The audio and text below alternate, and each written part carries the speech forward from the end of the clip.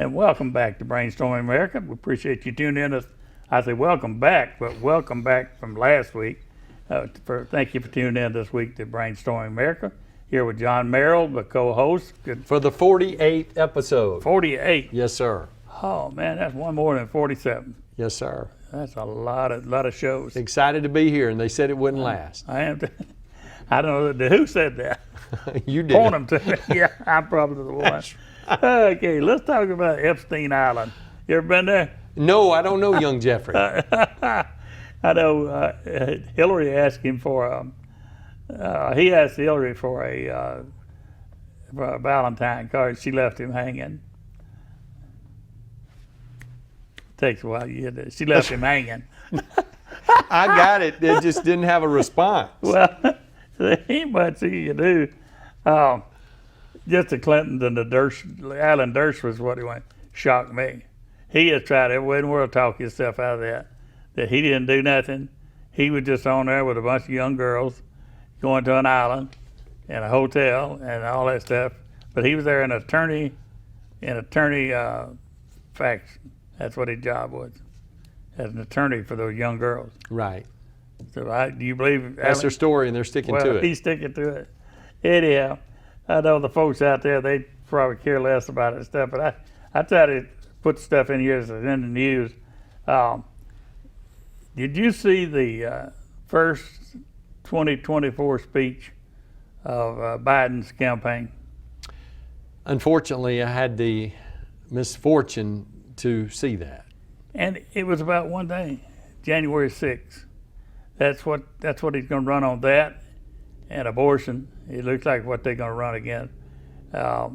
Those are the two things that the information shares as far as polling is concerned that the Democrats think they need to concentrate on, and yet those are not the two things that national polls indicate are of the most interest or importance to the average thinking American citizen. Those are the economy, number one, and number two, securing the border.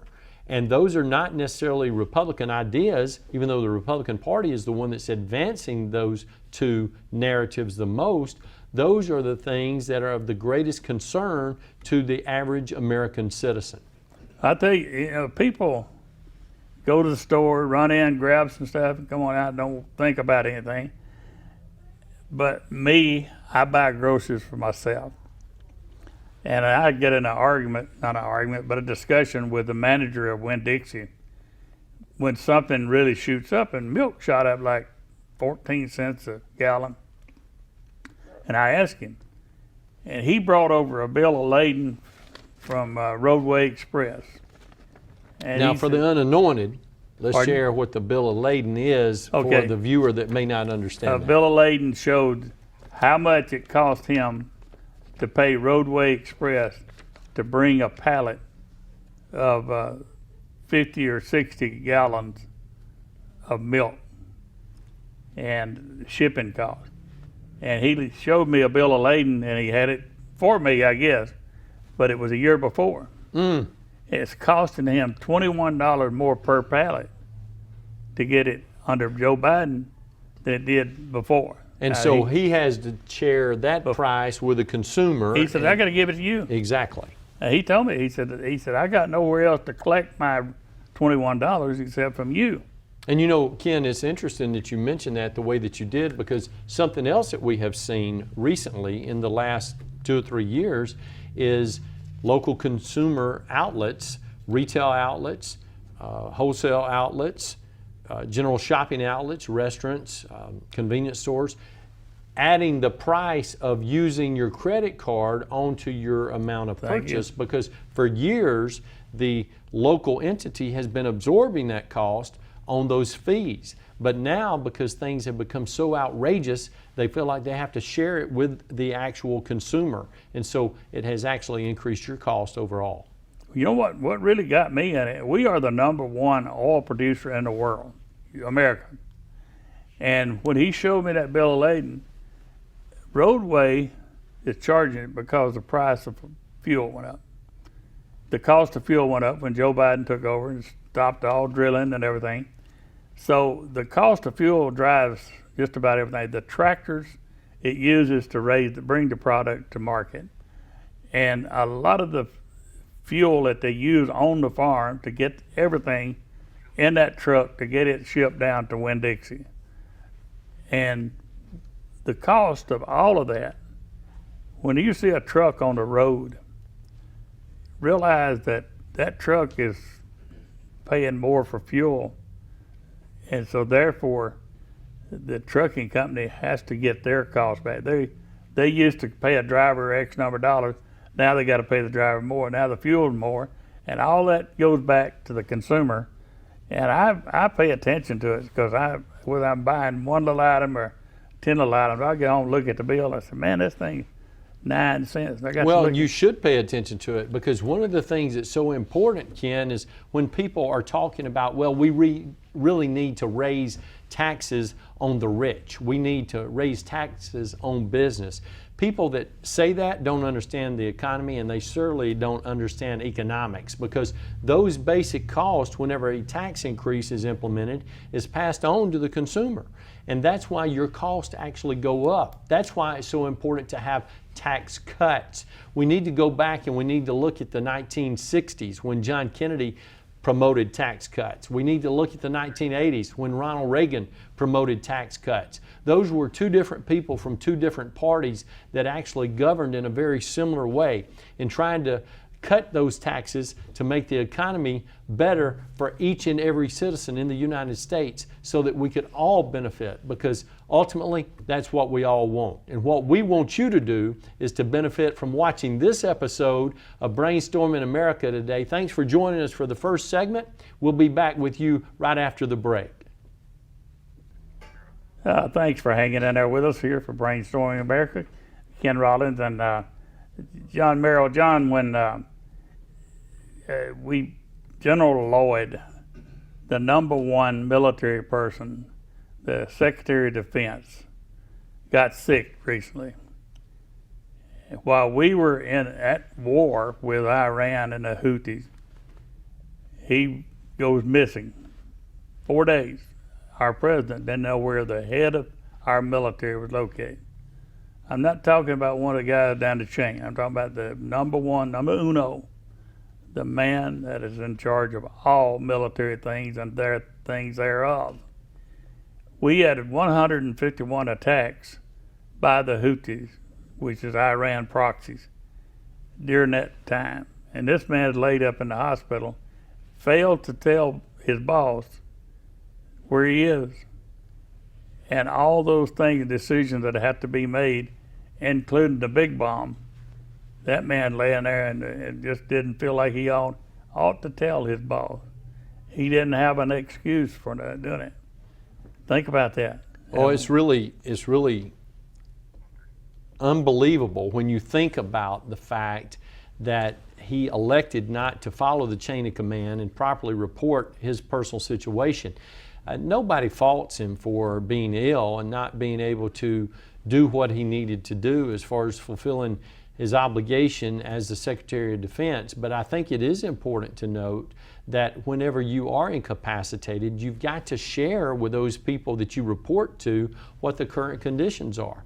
Because if you don't do that, it leaves our nation in a very vulnerable position. And that's what we saw during that period of time when he was laid up in the hospital and he had to have an emergency trip to the hospital to be tended to because of what he was actually going through. And I will tell you this, until this episode, I've been very proud of him serving as our Secretary of Defense. As a matter of fact, he is a graduate of Auburn University, and I don't know how many of our viewers actually know that, but you should take a lot of pride in the state of Alabama to have somebody like him in that role. But when they have such an egregious action that's taken because they've elected not to share one of the most important things, which is your ability to perform your job in this particular environment, that's a problem not just for President Biden, but for the nation as a whole.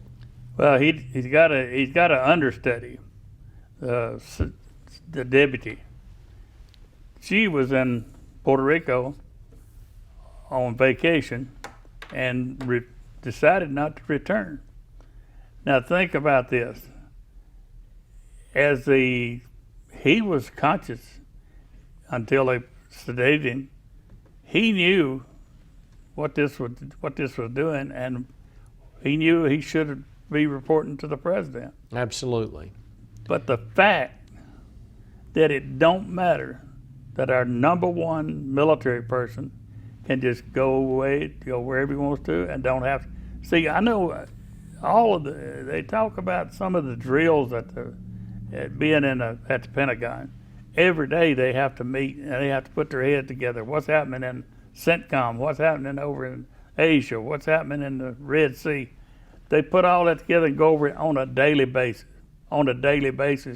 And they brief everybody out of CENTCOM. I remember those from the days of Saudi Arabia when General Schwarzkopf was there. And he talked about the daily briefings they get out of CENTCOM and let the Pentagon know what they've decided out of CENTCOM. Well, who's talking to CENTCOM today while our ships and others are being bombed by the Houthis, which is a ragtag group of people. I mean, they are not an army, they're not a country, but we're being bombed with them because they got missiles that Iran gave them. And all they got to do is show them how to point them and shoot them. And they're doing that and killing wounding our people and whatever, and blowing up ships, civilian type ships, to where, what does that do? How does that affect America? It affects America because you can either go 450 miles, it's a 30 days more, trip around the coast of Africa or somewhere, or go through the Red Sea, which is 3 days. 3 days versus 30 days. To get our different things that we got shipping from different countries or whatever, or that we're shipping through to some other country. All of that has stopped because of the Houthis. But Ken, another thing that we have to think about with General Lloyd Austin's situation is how it is being portrayed in the media. Because if it were President George Walker Bush's defense secretary, or whether it was President Donald Trump's defense secretary, that not only would the liberal members of Congress be calling for his resignation and impeachment of the president for not knowing, they would be calling for a investigation to take place to show why this would actually occur, and they'd be joined by the media. And the media would be on it like white on rice. And that is a problem because of the double standard that we're currently experiencing with the mainstream media. And the fact that Joe Biden made this no big deal. He didn't tell me for 4 days, and we were being shot at 151 times. No big deal. That scares me as a citizen, that somebody's not watching out there what they're supposed to be doing, and that our president is not concerned with the seriousness of this matter.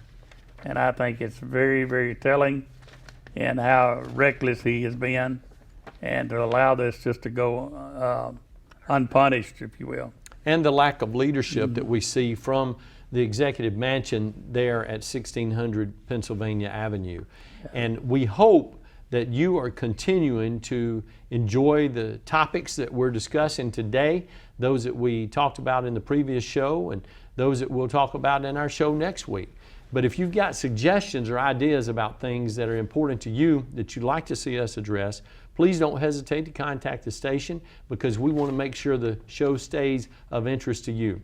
Speaking of that, take a break and join us right after this for our final segment of this week's episode of Brainstorming America. And welcome back to Brainstorming America. Ken Rollins here. And John, I go back. I mentioned at the beginning of the show, one of the shows last week or whatever, about the trip to California with you and Cindy after the Rose Bowl. When you went out there, did you go to all the stuff, the parades and stuff? I didn't see. Oh, yes, sir. We went to the parade as well. And one of the benefits that we had, one of our friends is actually a supervisor for the Rose Bowl parade. He's been in that role for the last 13 years. So he gave us access to the parade preparation sites. So we got to go in and see them as they were making the floats and how they were interacting with each other and preparing the floats for the Rose Bowl parade that took place on January the 1st. And then we had reserved seats at the Rose Bowl parade that we had secured prior to the time that we went to the event in Pasadena, and had just a tremendous time being able to see so many people from Alabama, but being able to participate and witness the Rose Bowl parade, which is one of the grandest events that our nation has each and every year. So it was a tremendous time. But the Rose Bowl parade, or as Cindy consistently reminds me, the Rose Parade, is something that has been going on for years and years, actually before the game even started. And they actually started the game afterwards in order to draw more attention to the Rose Parade when it began several years ago. And all the floats have to be organic, Yes, something sir. to do with plants. That is correct. I don't know if you remember Solar Hub that was murdered here, the policeman in Anniston. He was murdered, and he donated most of his organs. And the Organ Donor Association for America named him as the #1 donor. And by doing so, they had a float. And on that float was his picture. Mm, And his picture was seeds, different types of seeds. right. And they put it together at JSU. And I was called, and my daughter, to help them make the face. I was so proud. Put those different colored seeds in there. They had it put out there where it goes where. Sure. But after we got through, there was his face on it. Right. And then shipped it to California. It's And a remarkable experience, Ken. As a matter of fact, we were asking some of the people, when will you start on the 2025 Rose Parade? Right now. And they said on January the 2nd. Yeah, that's amazing. But his mom and dad invited us to be a part of that. I got pictures of it in the parade, but she said just to see that coming down that boulevard was awesome. Just to see it come from the table where we put it to that. She said, I just wish you could have been there and seen it. But people don't realize what goes into these things. And when you say that's 365 days, Absolutely. and sound like I'm gonna lose my voice.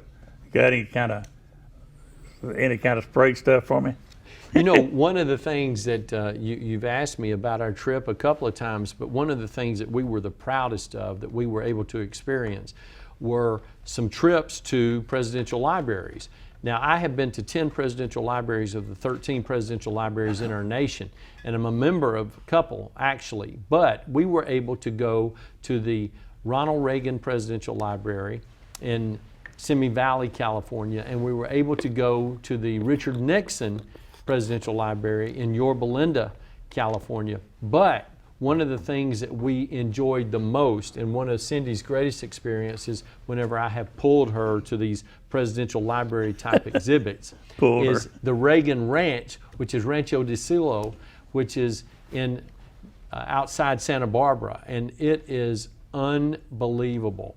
And that opportunity to be able to go and to see the site where they introduce you to the ranch is one thing, but when we had the opportunity to be invited and take advantage of that opportunity to actually go to the ranch, which is an invitation-only experience, it was one of the grandest things that we've ever seen.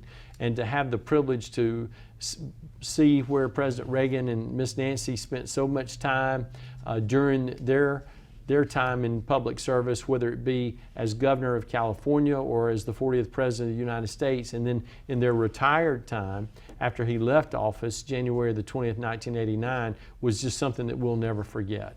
You remember when, I know you do, when he was running against Jimmy Carter. You remember those days? Oh, yes, sir. I was in Beaumont, and Carter was coming to Beaumont for a visit. And in the place that my office was, we had a band in a nightclub. And the band was one of the top bands in the state of Texas. And so the word got out. The Secret Service came in weeks before. and they was at the club, and they watched the band. And they wanted to know if I could put the band out there to hold a crowd at the airport while Jimmy Carter's crew and him went to Port Arthur. Just a short drive, do a scene there, and then come back. But they didn't want to come back to an empty airport. Sure.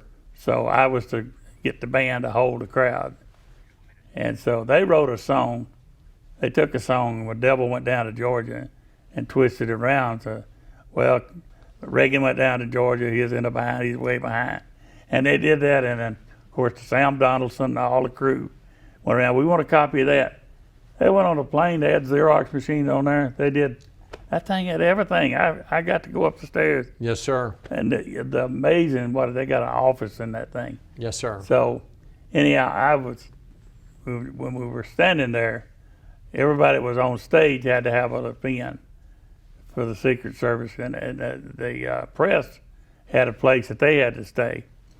But I was up there with the band, so I had the pen where, could get close to the president. So he comes up on the step, and everybody just mulling around, and they said, everybody start it up, come on. I stepped up to the microphone. I said, ladies and gentlemen, the President of the United States, Jimmy Carter. And it's like, who is he? What did he say? Absolutely. The press was on, what's your name?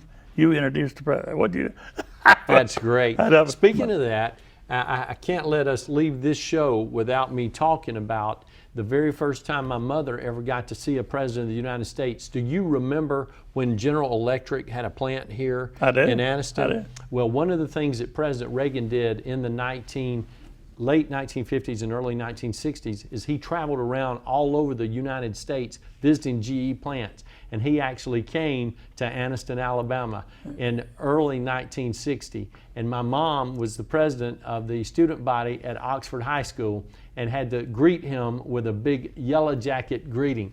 But that was a great experience for her. We hope that your viewing this segment of Brainstorming America has been a great experience for you. We'll look forward to seeing you again next week. Thanks for joining us.